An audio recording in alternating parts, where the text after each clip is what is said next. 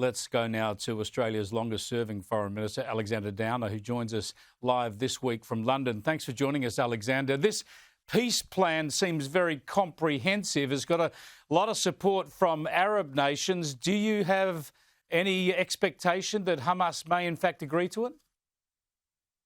Well, I'm cautiously optimistic. I think it's hard to be sure, but the difference this time is that the Arab nations are pouring pressure on Hamas, and it's important to understand the pressure they're applying.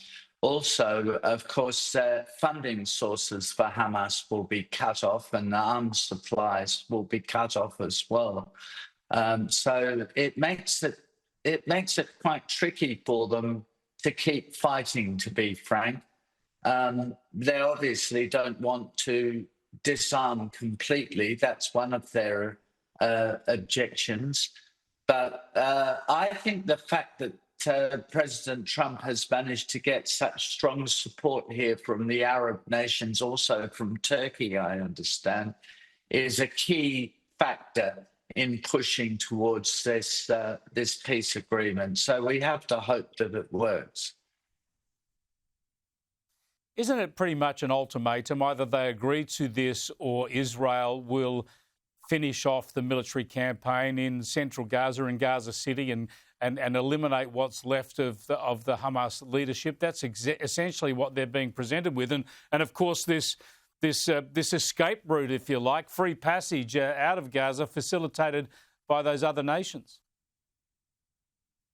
Yes, that's the proposition that's being put to them. But remember, Israel, in eliminating Hamas, particularly in Gaza City, will have, in doing that, the support of the Arab world, or at least the leaders of the Arab world. It's a very big difference to the situation they've been in up until now.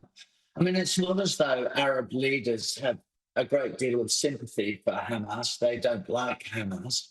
But on the other hand, they've been cautious in criticising Hamas, and they've been very critical of the Israelis. But this situation is going to change now if Hamas knock back this agreement. In any case, I don't think they're going to Hamas are going to come up and say they reject the agreement outright. They're going to continue to ask for more and more time. As President Trump has said, well, they'll only have a few days to make a final decision, but they'll play for time as much as they can. And that's partly because they're clearly very divided internally over what to do. Let us hope they make the right call, because peace for the people of Gaza is so overdue, but also the 20 remaining hostages, Israeli hostages alive, to get those back into Israel would be such a blessing at this time. I just want to ask you briefly whether you think Anthony Albanese made a mistake in not catching up with Nigel Farage while he was in the UK last week. Well, I mean, it's his choice. And in the Labour narrative, which they've got from the American Democrats, they just copy their lines from the Democrats, and that it's language that's used in the UK by Keir Starmer, is that people like Nigel Farage are a threat to democracy.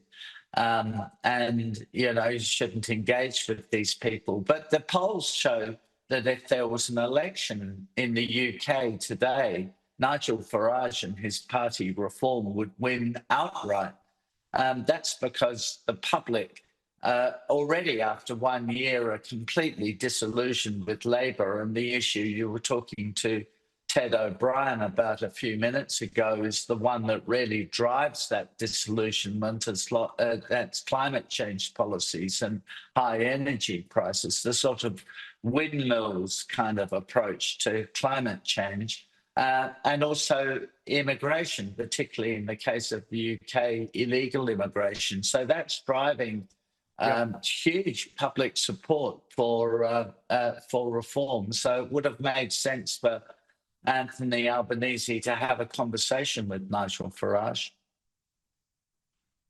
It sure would have. Now, it might seem unlikely, but I'll explain why in a moment. I'm keen to get your thoughts on some pretty sad celebrity news that's dominating the news in Australia and certainly in the US as well. It's about this couple. I'm guessing. Hey everyone, it's Keith and Nick here. We are headed to the prom. We found each other in this huge world and we're crazy about each other, you know.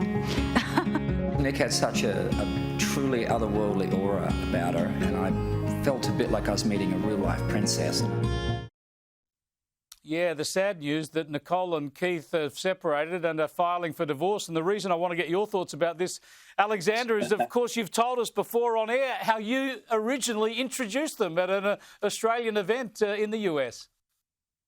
At an Australian function in Los Angeles, I was in the green room talking to Nicole Kidman, and Keith Urban was brought in. To be honest with you, in those days, I didn't know anything much about Keith Urban.